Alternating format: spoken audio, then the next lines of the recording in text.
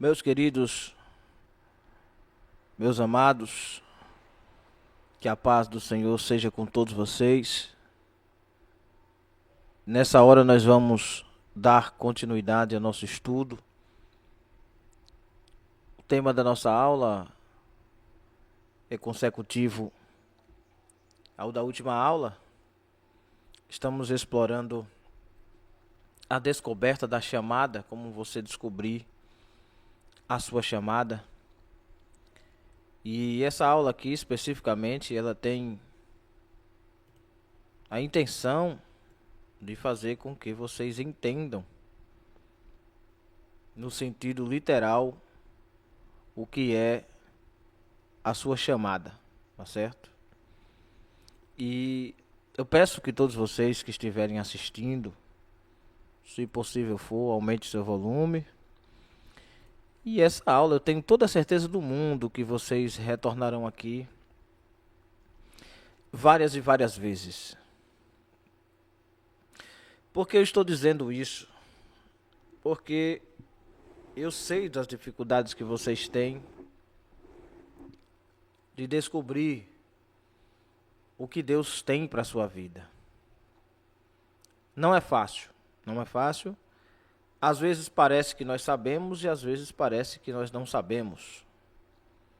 Às vezes dá a ideia de que nós estamos compreendendo tudo e às vezes parece que nós não estamos entendendo absolutamente nada da nossa chamada. Mas essa é a obra de Deus. Na obra de Deus, só o que vem pronto, apenas o que vem pronto, é a palavra. Mas o restante, a interpretação, não vem pronto. A iluminação, ela não vem pronta, é preciso construir. E é isso que diferencia os que conhecem a sua chamada daqueles que não conhecem a sua chamada. Eu deixei a apostila para vocês aí, para vocês acompanharem. Podem divulgar, podem compartilhar, podem reescrever, reeditar. É com vocês e Deus. Nessa segunda aula, eu quero apresentar para vocês aqui os princípios básicos da formação profética. E eu organizei essas leituras aqui de acordo com a base espiritual dos profetas do Antigo, do Novo Testamento, o que também nós podemos chamá-los de intercessores, pois eles se punham no lugar, se colocavam no lugar das pessoas para interceder por elas, pelo povo, o povo rebelde na maioria das suas vezes.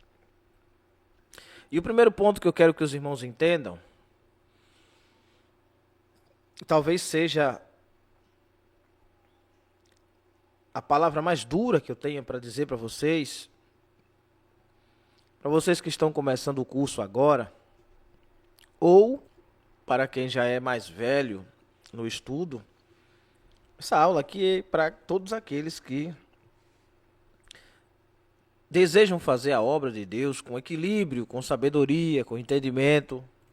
Eu preciso lidar no primeiro ponto aqui, que o profeta vive muitas vezes em isolamento e enfrenta dores e solidão. Por exemplo, 1 Reis, primeiro livro dos reis de Israel, capítulo 19, versículo 10. Quando Elias olha para Deus, ele diz: olha, eu estou sozinho, só sobrou eu de profeta. Por isso que eu não quero ministrar, eu não quero pregar, eu não quero mais falar nesse negócio, porque eu fiquei sozinho. E você que é crente vai precisar aprender a viver sozinho. Vai chegar uma hora que você vai perder os seus padrinhos. Você precisa se isolar. Você precisa estar a sós com Deus. É preciso ter um momento de caverna.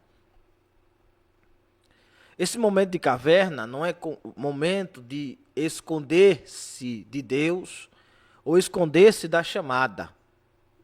Elias levou ao extremo. Elias, depois da caverna, ele não volta mais para a pregação, ele vai embora.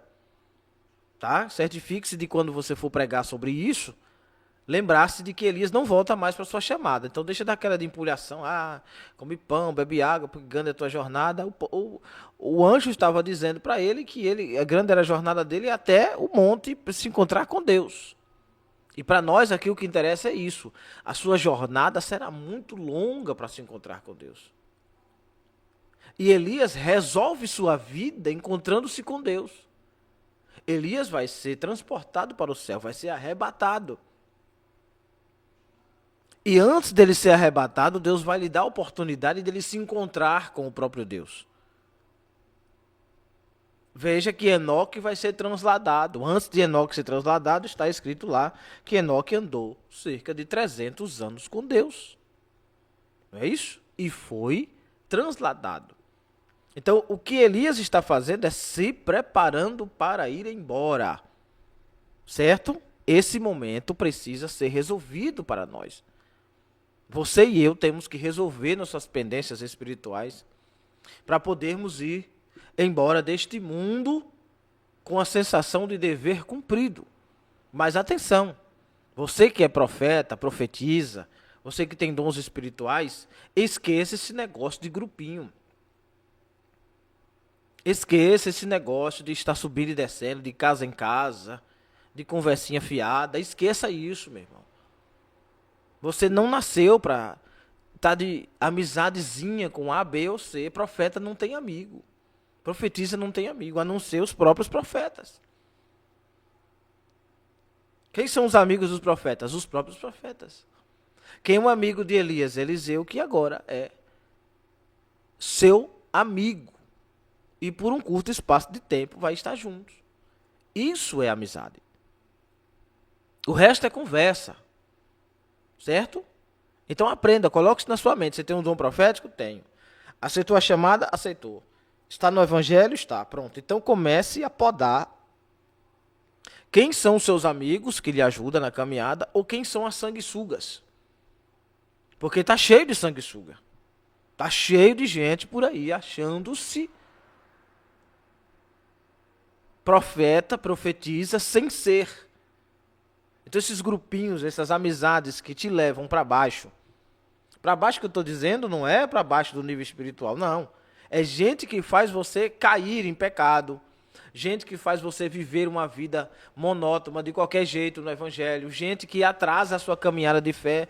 Se afasta logo desse povo, sai fora, faz logo uma lista aí agora, dessa raça de gente ruim que quando você começou a andar com eles, começou a lhe dar problemas espirituais. Veja logo aí quem são as pessoas que estão lhe tirando a paz espiritual, porque você já foi melhor que isso, você era melhor, você estava indo além, mas depois você começou a andar com certo tipo de gente, você começou a cair aos poucos, e agora você não consegue mais se desvencilhar. Quem são eles? Onde é que eles estão? Já apontou? É a hora. Você precisa aprender que você está sozinho neste mundo. Ter um círculo social não é amizade. Tem aquele povo lá que de vez em quando você sai, toma um açaí, né, vai na casa dele, brinca, se diverte, conversa, tem o lazer de semana. Mas aquele povo ali ficará ali e você que é profeta e profetiza vai dar continuidade à sua chamada. Por que ninguém convida um profeta para um churrasco? Porque o profeta no churrasco, se ele vê uma coisa errada, ele vai falar. Se ele vê que lá tem cerveja na geladeira, ele vai falar. E está errado, e tem que falar mesmo. Se ele vê que ele foi na casa do crente e achou o crente lá numa libertinagem, numa coisa errada, ouvindo uma música do mundo ou nu, ele vai ter que falar. Ele é profeta, em casa e fora de casa. Então ninguém vai querer esse tipo de gente. Então já tira logo da sua mente esse negócio de querer fazer amizade com todo mundo, porque profeta não tem amigo. Tem pessoas que querem fazer amizade com você. Pronto, você é amigo deles, mas eles não são seus amigos. Não são porque eles só querem você para usufruir do dom que você tem. Quer ver algo interessante? Não gostam de você. Sequer fazem um rol de amizade, falam mal de você. Mas quando precisa para pregar na igreja, convidam você. Porque você tem a palavra, porque você conhece. Eles te odeiam porque você conhece. Mas na hora de convidar alguém para pregar, chamam você. Porque exatamente aquilo que eles lhe condenam por não gostar de você é justamente onde Deus lhe usa. No conhecimento, na palavra. Então esquece isso, começa a podar. Quer ter uma vida com Deus, quer ser realmente alguém que tem uma chamada, começa por aqui. É aqui que nós diferenciamos os grandes dos pequenos, os meninos dos adultos. Quando uma pessoa adquire maturidade espiritual suficiente para não querer andar com certo tipo de pessoas que lhe atrasam a caminhada. E aí, quem são os seus atrasos? E se for a família? Se for a família, melhor ainda, é mais fácil de você se desvencilhar. Primeiro que eles vão lhe odiar. Mas o que você vai fazer com isso? Jesus disse, aquele que não aborrece pai, mãe, marido, mulher, filho, por amor de mim, não é digno de mim. Quem quiser gostar de você, vai gostar de você na qualidade de profeta. Você não pode rebaixar o seu nível espiritual. Aceitar o que eles dizem, aceitar o que eles falam, aceitar como eles andam, aceitar bebida, aceitar cachaça, aceitar palavrão, aceitar nudez. Você não pode aceitar nada disso para poder agradar o povo. Você é profeta, você é profetisa. Você recebeu de Deus o dom de profetizar. Certo? Você é um pedaço do céu andando por aí. Você é a extensão do céu. Você faz parte de um corpo diferente do deles. Você faz parte do corpo santo, do corpo de Cristo. Certo?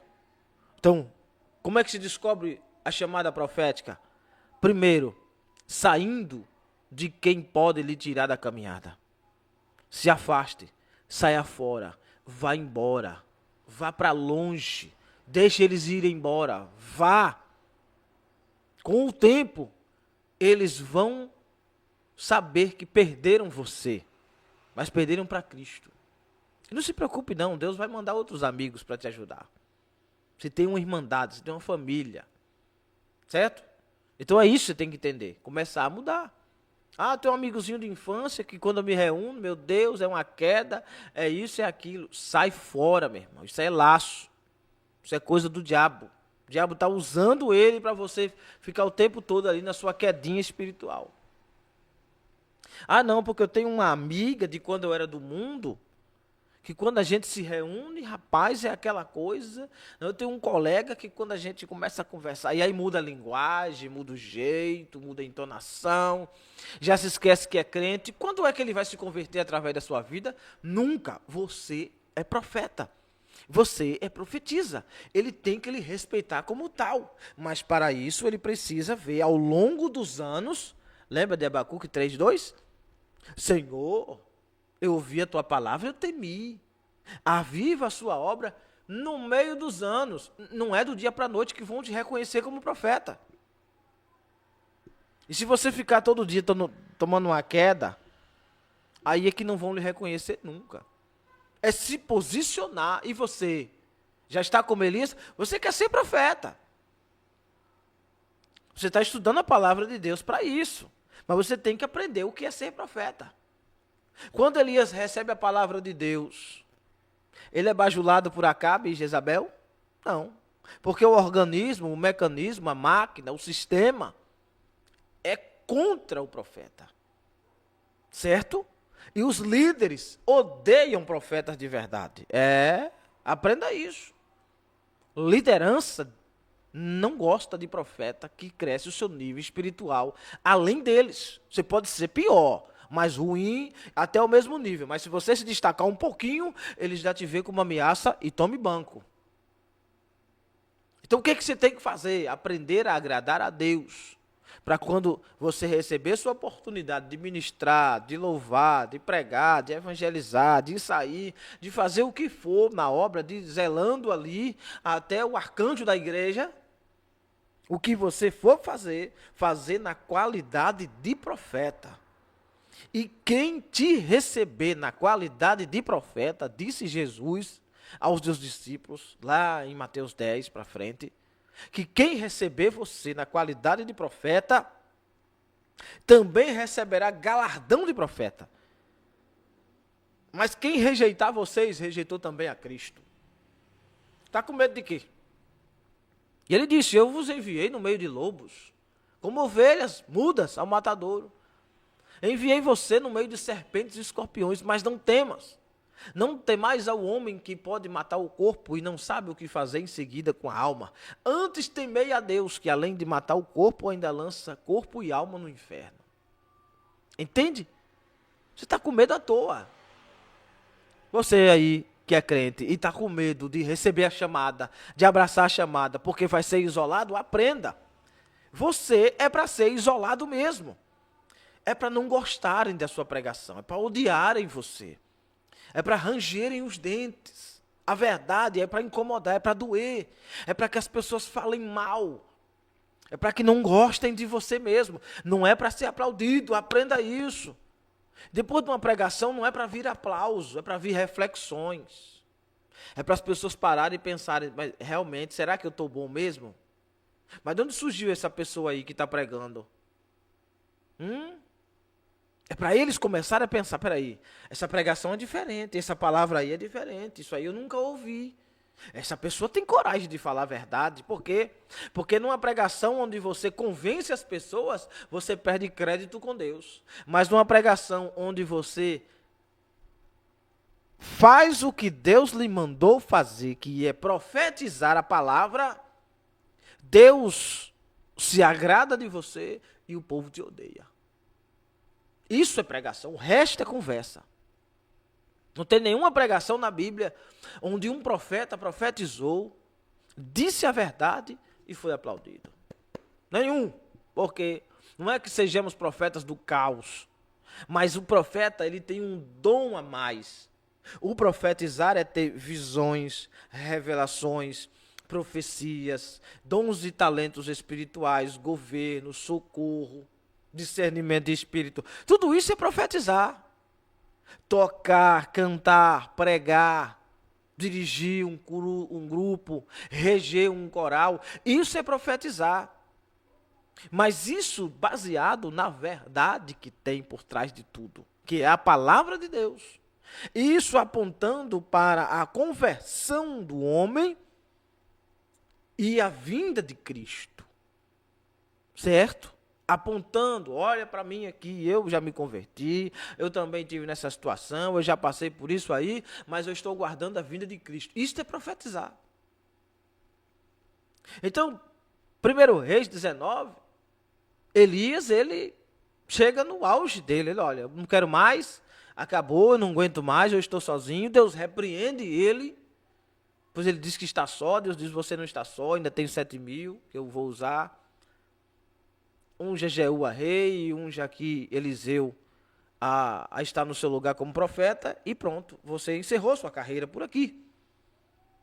Isolado, meu irmão, depois de anos e anos foragido da justiça. Elias está foragido de Jezabel e Acabe, que são reis, o rei e a rainha, há muitos anos. Certo? Certo? Amém ou não amém? Pois é, meu irmão. É quase 3 anos de perseguição. Pessoa sozinho, se escondendo em ribeiro, sendo humilhado, foragido, vivendo dentro do mato, parecendo bicho. O ribeiro seca, Deus manda ele para uma terra de ímpio, para profetizar para uma viúva, para a viúva alimentá-lo. Quando ele volta, Deus diz, agora se mostra a Israel e se apresente lá e diga que vai chover novamente, porque o povo já não aguenta mais. Mas avise que o problema está dentro da casa de Jezabel e Acabe. E quando Elias volta, Elias enfrenta os falsos profetas de Baal, os falsos profetas de Azerá, ele enfrenta a rainha, ele enfrenta o rei, ele enfrenta todo mundo, ele enfrenta o povo, ele enfrenta sua própria carne, ele enfrenta tudo e todos defendendo Deus. Então ele se esgota, ele não tem mais para onde ir. Elias faz o papel de que muitos profetas deveriam fazer. Enquanto isso, enquanto Elias está se esgotando, Deus está protegendo mais 7.000 para que eles possam dar seguimento à chamada espiritual que tem. Está entendendo o que é profetizar, irmão? Está disposto a morrer como Elias? Está disposto a passar anos e anos excluído? Está disposto as pessoas não gostar de sua cara onde você chegar? Está disposto a denunciar o pecado, o erro? Está disposto? Então você é profeta. Está disposto? Então é profetiza. Do contrário, você não é. É só uma fraude. É só um moleque aí, uma moleca, uma criança brincando de ser crente. Não está disposto a morrer por amor ao evangelho, então você não é crente. Não pode ser chamado de pregador, de pregadora, de missionário, de evangelista, alguém que não está disposto a se isolar por amor a Deus, por amor a Cristo. E aí, quem é você nesse negócio? Jeremias 20, Miqueias 3. O que Jeremias sofre, meu irmão? Por amor à palavra. Jeremias vai para o cepo, Jeremias vai para a cisterna, Jeremias arranca o globo ocular de Jeremias, colocam para fora, esquartejam ele, batem nele, dão varada nele, o homem anda nu, o homem perde tudo, o homem morre sozinho, isolado e pobre. Mas você não, você quer ser profeta e ser aplaudido de pé pela turba. Todo mundo aplaudindo, isso é que foi uma pregação. Por quê? Porque disse o que o povo queria. Experimente a começar a pregar de fé. Vassou, remai. Experimente a pregar a verdade, a palavra. Experimente pregar a palavra, só o que está escrito. Não precisa acrescentar, não. Pregue o que está escrito e contextualize. Só isso. É isso que é uma pregação. Você prega o que está escrito. O que está escrito? Está escrito que o povo de Israel se arrependeu e Deus perdoou. E depois o povo se arrepende do arrependimento e torna a fazer tudo de novo, Deus os destrói. Contextualize. O povo do Brasil se arrepende dos anos 90. Muita gente se converte a Cristo. Nos anos 2000 surge a teologia da prosperidade. E hoje está essa patifaria aí, o povo fingindo ser crente. Quer dizer, desarrependeram-se, caíram na empulhação. Contextualize, comece a pregar a vida dos profetas, não como uma glória, uma honra, e que você vai crescer, que vão ter que te engolir. Não, vão tentar te matar, meu filho. Fulaninha vai falar mal de você, seu melhor amigo vai te trair. Vão tentar arrancar você dessa igreja, vão tentar te colocar em outro lugar, vão lhe boicotar, os pastores não vão gostar, não vão te amar, não. O povo do grupo vai lhe achar intolerante. Por onde você passar, onde você chegar, que você for ministrar, as pessoas vão fechar a cara. Muitos nem vão seguir você, nem vão lá, porque não gostam de você. Na verdade, eles não estão gostando, não é de você, é que eles odeiam Deus. É que eles odeiam a palavra. É que eles não compreendem. É que eles estão com comichões no ouvido. É que eles estão desviados. E na mente de um desviado, ele ainda é crente. E para que eles possam escutar, como os ossos secos de Ezequiel 37, é preciso ter um profeta no meio do vale. Meque, Vassura, Amai. E talvez esse profeta seja você no meio da sua igreja. Talvez essa profetisa seja você que está faltando. Talvez este vale de ossos secos que nós vemos hoje na igreja, nas congregações, ele está faltando profeta, profetisa. Alguém que realmente está voltado para a palavra de Deus e que não tem papas na língua, que não tem rabo preso com ninguém, que não deve a sistema pastoral nenhum, que não tem vínculo nenhum com o sistema satânico espiritual, que está com as mãos limpas, com o coração puro, que é crente cheio do poder do Espírito Santo, pentecostal, que espera a vinda de Cristo. Está faltando isso, coragem. Deus nos deu um espírito de ousadia, não foi espírito de covardia. Cadê? Onde é que estão os profetas? As profetisas estão enterradas. Eu nunca mais ouvi alguém levantar e dizer: você está errado, você está em pecado, você está assim, precisa mudar nisso. Cadê? Onde estão esses profetas? Parece que vai tudo bem, que está tudo certo. E não está, meu irmão. Cada dia que passa, no nosso meio tem mais gente fingida do que verdadeira. A coisa está banal, o diabo tem ludibriado, tem arrancado as pessoas da simplicidade do evangelho, e está faltando pregador, pregadora, está faltando pastores, pastoras, está faltando profetisas, profeta, gente que realmente é alguém voltado para o reino de Deus e não para o seu bucho nem para as agendas. Aleluia, digo eu, glória a Deus, digo eu, é isso mesmo. É para doer mesmo, segura aí que a madeira vai deitar agora. Olha o que Miqueias diz em Miqueias 3:8. Se você lê depois para você ver. O profeta, quando ele é cheio do Espírito Santo, ele denuncia o pecado. Não é que ele denuncia o pecador, ele denuncia o pecado, porque Deus odeia o pecado. E não tem conversa fiada, amo o pecador. Mas o pecado só existe porque alguém o comete. Entende? O pecado só existe porque alguém o cria, o faz. Alguém germina ele, cria ele, inventa ele, traz ele, ressuscita ele. Alguns não tinha, inventa. Alguns já tinha. O pecado já estava morto. Ele vai lá e ressuscita o pecado. Então o que Deus faz? Deus odeia o pecado. Mas para Deus poder bloquear o pecado, tem que corrigir o pecador. E como é que corrige o pecador? Com a palavra, com a profecia, com a revelação, certo? Com os dons espirituais em evidência na igreja. Pois sem profecia a casa se corrompe. Cadê as profecias? Por isso que está assim a igreja. Não vou nem pontuar aqui como é que está. Ponto 2. Não vai dar tempo eu citar todos os pontos. Mas ponto 2. Ponto 1 é que o profeta precisa aprender a viver em dores e solidão. Ponto 2, o profeta muitas vezes será odiado por causa da verdade. Já citei para vocês.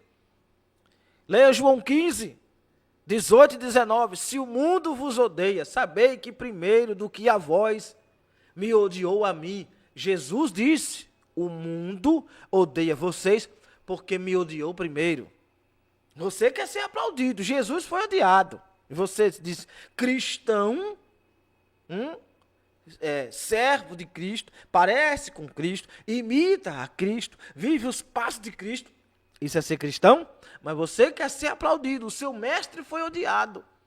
Aí você vai seguir quem foi odiado e quer ser aplaudido, bajulado. Não, porque terão que me ajudar, terão que me engolir, terão que isso, terão que me entender. Eles vão me entender, eles vão lhe matar, irmão. Eles vão arrumar cova, cisterna, laço para lhe derrubar. Porque o mundo é assim, o ímpio é assim. E não se engane, dentro da igreja, dentro do nosso meio evangélico pentecostal, está faltando profeta. Por quê? Por que está faltando profeta? Porque na primeira pancada que recebe, não aguenta. É só um menino fingido. Está lendo a Bíblia, você está lendo a Bíblia errada, irmão. Você acha que toda obra que você for fazer na igreja vai dar certo? Irmão? Meu irmão? Ops, você aí, que tem um grupo, que Deus lhe deu algo na mão para fazer. Você acha que tudo que você botar a mão vai prosperar e vai acontecer? Você acha que é mamão com açúcar? Ou você acha que as portas do inferno estão dentro da igreja tentando bloquear a obra de Deus em sua vida? Por isso que muitas vezes você começa a fazer um trabalho e não termina, porque não entende. Quantas vezes o Espírito Santo disse para Paulo não pregar em certo lugar? E quantas vezes, mesmo o Espírito Santo mandando Paulo ir, Paulo foi espancado, quase morto, deixaram ele desmaiado, sofreu naufrágio. Meu irmão, foi caluniado, foi preso várias vezes, foi amarrado a um soldado. Paulo foi decapitado. E ele estava errado? Estava em pecado? Não, estava fazendo a obra de Deus. Mas fazer a obra é isso, é entregar-se como um cordeiro mudo ao matadouro, irmão. Ou tu acha que as pessoas amam o ensinamento que eu dou aqui? Você acha que as pessoas gostam de ouvir isso aqui, Se as pessoas gostassem do meu ensinamento, estava lotado de alunos. Muitos vêm, passam uma semana, um mês, 2 meses, assiste só uma aula ou duas, no máximo, nem toda, 20 minutos, 30, não aguenta a verdade, aí volta para sua vidinha de pecado e patifaria. Vá, ganhe o quinto dos infernos, por mim você vai. Só não poderão dizer que um dia não achou alguém que queria ensinar a verdade. Ah, meu irmão, isso aí eu posso ter eu tenho vários defeitos, centenas de milhares de defeitos, mas esse eu não tenho. De ensinar errado, ou não dar valor, não levar a sério a palavra, isso não. Pode me esculhambar do que você achar que eu sou, mas isso aqui não. E por que me tratam como arrogante, como ignorante? Por que me chamam de ignorante? Porque eu levo a sério a palavra. E isso eles não gostam. Gostam de gente que faz de qualquer jeito, que tratam de qualquer jeito. Mas gente que leva a palavra a sério, meu irmão, eles não gostam. Eles odeiam. Porque querem viver no seu mundinho errado. E você que não prega a verdade, é conivente com o erro. Você que sobe e desce de igreja em igreja pregando, para ganhar agenda. Ou pregando, não, eu tenho o dom da palavra e as pessoas gostam quando eu prego, porque quando eu prego o céu se abre e é só fogo, é só poder, é reteté, é o manto, é o pra quê?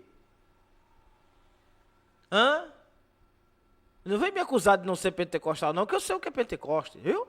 Eu sei o que é Pentecostes. Mas isso que eu vejo aí não é Pentecostes. Cadê? Esses dons todos não vê tanta gente em pecado. Tem gente aí em fornicação e se diz missionário, pregador, pregadora. Gente morando junto com o outro sem casar, fornicação. Amancebado há anos. Gente com caso. Com namoradinho aqui e ali, ficando com um e com o outro. Direto. Fazendo o que não deve. E aí, subindo e descendo de igreja em igreja. Pregando o quê? Minha pergunta é, pregando o quê? Cristo que não é. Será que vai ter coragem de pregar contra a fornicação e dizer os fornicários não entraram no reino do céu?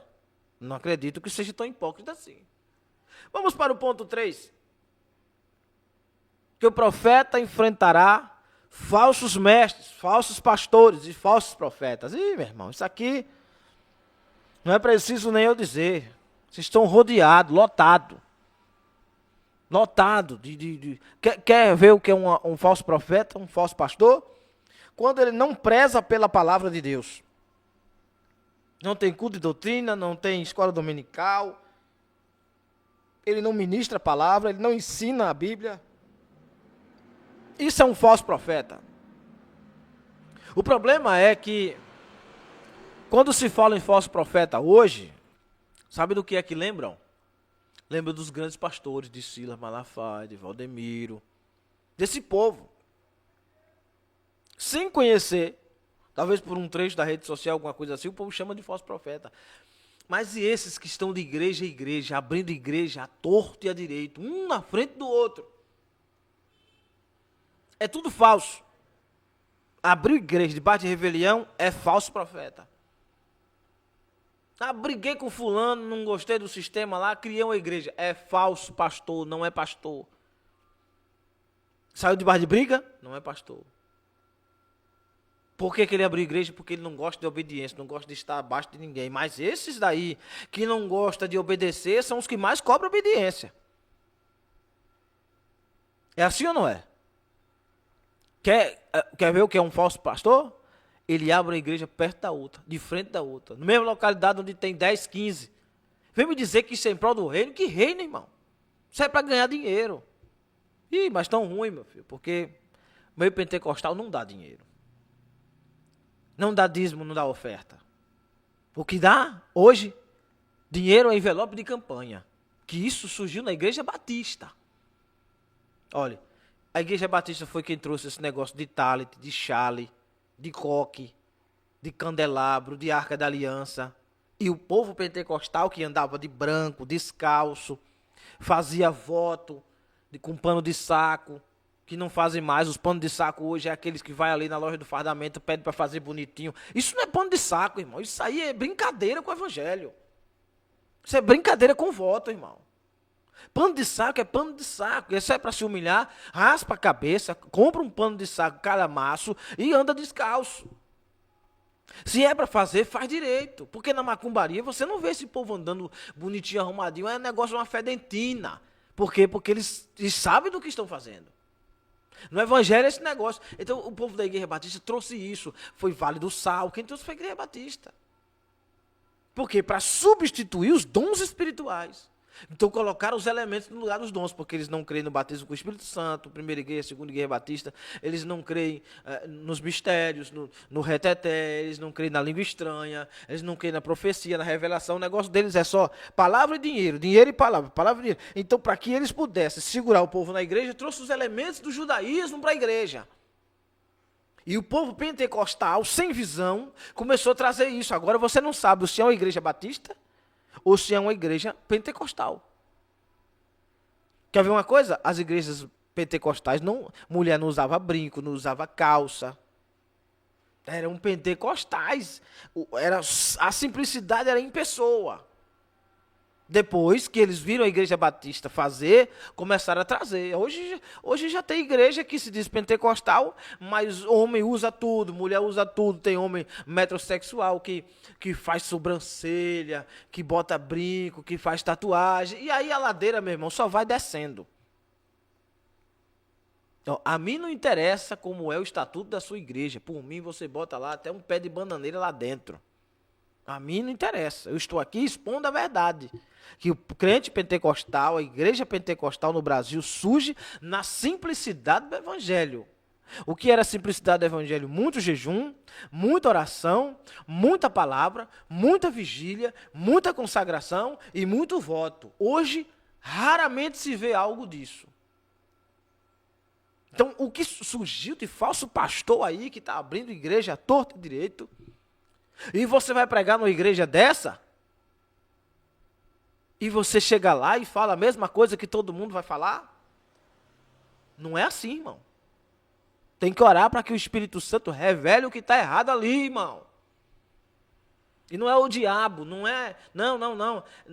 Nossa luta não é contra a carne nem contra o sangue. Do que Paulo está falando ali é que se você deixar de expulsar o demônio, se revestir de poder contra as artes das trevas, a sua luta carnal será em vão.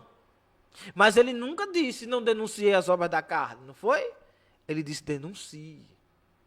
Denuncie. E Jesus disse que é do coração do homem que procede todo o mal, lascívia, inveja, soberba, avareza, homicídio, adultério. Surge de onde? É do diabo? Não. O diabo plantou a semente no jardim. Surge do coração, então você denuncia. Quando você denuncia um adúltero e ele se arrepende, você ganhou 2 famílias. Quando você denuncia um ladrão, você ganhou uma alma daquela pessoa. E o que é denunciar, irmão Noel? É chegar lá e ligar para a polícia? Não, é orar para que Deus revele. Mesmo que você só tenha o dom de pregar. Quando você está pregando, que você diz assim, olha, ladrão não chega no céu. Opa, quem é ladrão ali já começa a sentir. Não precisa você ir lá até a pessoa e dizer assim, você é ladrão. Não precisa disso não. Se Deus mandar, bem. Mas você tem o argumento da palavra. Mateus 7,15, acautelai-vos dos falsos profetas. 2 Pedro 2,1, surgirão muitos mestres, falsos mestres, introduzindo heresias. Lotado de heresia. 1 João 4, não creiais a todo espírito, com letra minúscula, mas provai se os espíritos são de Deus. Não, eu vou ministrar hoje na palavra. E quando eu cheguei lá que eu fui ministrar, na hora o Espírito Santo mudou a palavra. E eu digo, como é? Quer dizer que você passou a semana toda orando, jejuando, consagrando. No dia da pregação você escutou um clima diferente e entendeu que o clima do povo era o Espírito Santo, mandando você mudar a mensagem que ele te deu. Ô, meu irmão, isso aí foi demônio puro que soprou no seu ouvido para agradar o povo, para ser aplaudido no final. Sabe para onde é que você vai quando morrer, né? Mentiroso não chega no céu. Nem os que amam e nem os que praticam a mentira. Ah, você está pensando que mentiroso é o cara que inventa uma desculpinha para não ir trabalhar porque estava com dor de barriga, isso é mentira, é? E você que mente com o nome do Senhor? E aí, irmão? Quantos... Vou apertar aqui. Quantas falsas profecias você já deu? Ou já recebeu? Vai ficar impune? Você acha que vai ficar impune? Isso aí não vai ter um dia de prestar contas, não, é? Está levando no banho-maria, irmão. A questão é que as pessoas estão levando o evangelho a facão. Por isso que eu aqui, seu irmão, Noel Souza da Silva, decidi me retirar de muitos meios. E muitos meios mesmo, assim, ó, lotado. E vou sair de muitos mais. Estou saindo. Estou indo. Por quê? Porque finge ser igreja, mas não sou igreja. Essas não vão me encontrar lá mais. Já fui, já ministrei, já ensinei, já doutrinei, já preguei, já dei aula, já dei curso. Mas quando você vai ver, o pastor é que impede das ovelhas crescer. Por quê? Porque você diz, olha, infeliz, isso aqui é culto de doutrina. O que é uma doutrina? Conjunto de ensinamento espiritual para conduzir o povo para o céu. É isso. Você pega ali Gênesis até Apocalipse e você começa a ensinar a Bíblia para o povo, versículo por versículo. Quando for daqui a 2 anos, sua igreja toda já conhece a palavra. Durante a ministração desses 2 anos, todo mundo de mamana caducando vai entender a palavra de Deus. Certo? Certo. Vamos começar. Aí começa Gênesis 1. Na semana que vem, não sei que diabo é que influencia a mente do pastor, da pastora, dos líderes. Isso estou falando de várias igrejas que eu já tentei ensinar. Que na semana que vem o cara esquece de Gênesis 2 e aí vai ensinar, é porque essa semana eu passei por uma situação e aí Deus falou comigo. Olha, Deus falou com ele para ele largar de ensinar a Bíblia. Olha que coisa do Satanás, irmão. Coisa do demônio mesmo. Porque ele acha, o povo acha que coisa do demônio é quando o demônio se manifesta na igreja, né? Mas o cara abandona o ensinamento da palavra para ir contar carochinha, conversa de fada madrinha, fada do dente que ele encontrou com não sei quem no onde. Ah, porque uma planta que eu tinha, ela estava morrendo, e aí eu joguei água, ela começou a crescer, e Deus me disse, é assim. É uma banalidade, um besteirol. Depois diz que é doutrina. Não, porque na minha igreja se vela pela palavra. Conversa fiada, o povo está morrendo por falta de conhecimento. Deus não chamou pastor de igreja para ficar batendo timbal, não, a noite toda. Pastor de igreja é para ensinar a palavra. Passou disso. É coisa do diabo, irmão. E outra coisa, Deus vai cobrar no final. Ou se esquece do que os hebreus, o autor dos Hebreus e Pedro disse aos pastores, que os pastores darão conta das almas, das ovelhas que entraram pela igreja dele. Ou você acha que esses pastores que recebem todo mundo em sua igreja, eles sabem onde moram, com quem mora, qual é a situação de cada um deles, se estão devendo, se estão pagando aluguel, se estão morrendo? Que nada. Não estão nem aí, meu irmão. Hoje, se você passar um mês sem ir na igreja, é raro o pastor. Tem exceções, claro. Conheço alguns. Homens de Deus, crente. Mulheres de Deus, crente. Mas é raro o pastor hoje que se você passar um mês sem ir na igreja, ele vai na sua casa. Ou ele te manda mensagem. Eu já fiz esse teste. Eu já passei 40 dias sem ir no culto, junto com minha esposa. E os membros me mandavam mensagem. Irmão, tá por onde? O senhor nunca mais lhe vi. E os líderes? Nem aí. De passar, dar ok, da paz do Senhor, buzinar, falar comigo e nem perguntar. E aí? Morreu? Tá doente? Estava viajando? Foi que houve. Por quê? Porque eles não estão preocupados com os profetas. Porque o profeta, quanto mais longe estiver, melhor. Meu irmão, um profeta hoje numa igreja, um profeta de verdade numa igreja hoje, é prejuízo para o diabo e é incômodo para o falso pastor, para o falso mestre, para a falsa pastora. Ter um profeta hoje na igreja é uma bomba relógio. Porque o profeta ele não está preocupado com a ralé, com aquele povo lá que não quer. Não, não, não. O profeta está preocupado em começar a ensinar de cima para baixo, porque o profeta é quem recebe direto de Deus. E se ele recebe direto de Deus, ele não vai dar para o povo apenas, ele vai dar primeiro para o representante. Já leu Apocalipse? Revelações de Jesus Cristo, que Deus deu ao seu anjo para enviar a João, para de João enviar a os anjos que estão nas igrejas. 5 personagens: Deus, Jesus, o anjo, João e os líderes das igrejas. De cima para baixo. A revelação vem assim, irmão. Por último, chega até a igreja. Entende? Os irmãos estão entendendo? Diga amém, diga glória a Jesus. Diga louvado seja Deus, fale alguma coisa aí, irmão. É dura essa palavra? É, mas você precisa amadurecer, irmão.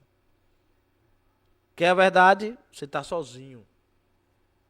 Sozinho. Só você e Deus. Certo? Vou logo lhe desmotivar aqui deste mundo. Esqueça esse mundo.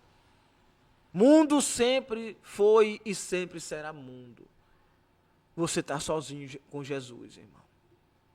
Hoje você tem que ir para a igreja, você mesmo ser o pastor, porque a maioria dos pastores não tem alimento. Você tem que ir com doutrina, porque a maioria dos pastores não tem doutrina. Você tem que ir com revelação, porque eles não têm revelação. Você mesmo tem que se autoeducar. Você mesmo tem que se ensinar. Você mesmo tem que ler a Bíblia. Você mesmo tem que orar. Você mesmo tem que jejuar. Você mesmo tem que ir aprendendo sozinho. E depois muitos reclamam que você pesquisa numa rede social, ou que você assiste fulano, ciclano, porque eles não têm alimento dentro do seu aprisco. Quando um pastor tem alimento suficiente no aprisco, as ovelhas não precisam ir buscar no curral dos outros. É assim ou não é? Para encerrarmos nossa aula de hoje, depois a gente continua com a pancada. O profeta deve viver a vida santa e separada. O profeta aprende a dominar sua vontade e a observar antes de falar. Eu vou deixar esses outros pontos para você, como exercícios espirituais, para você ir lendo aqui e se examinando. Certo? O profeta, ponto 6, discerne batalhas espirituais no ambiente. O profeta deve mergulhar nas escrituras e entender suas responsabilidades. O profeta deve ser humilde e modesto. O profeta não deve se corromper com sistemas ou influências carnais. Com o tempo, Deus concederá autoridade espiritual. É isso aqui, irmão. Certo? Então, esqueça esse negócio de você se escorar em alguém espiritualmente. Você está sozinho. É só você e Deus, irmão. E quanto menos padrinho espiritual você tiver, melhor. Ok? Amém ou não amém? Diga glória a Jesus. Bom, quase 50 minutos de aula de pancada, né? Mas essa é a realidade, essa é a verdade. Eu preciso explicar para você que está estudando nesse curso junto comigo, que a coisa não é fácil, não é mole, e você precisa dar valor a este curso aqui, porque talvez seja o último que você faça na sua vida, ou talvez eu seja o último irmão que tenha coragem de dizer o que eu estou lhe dizendo agora. É tempos findouros, irmão. É fim dos tempos para nós. Essa é a última geração. Amém, meus irmãos? Que Deus abençoe e até a próxima aula em nome de Jesus.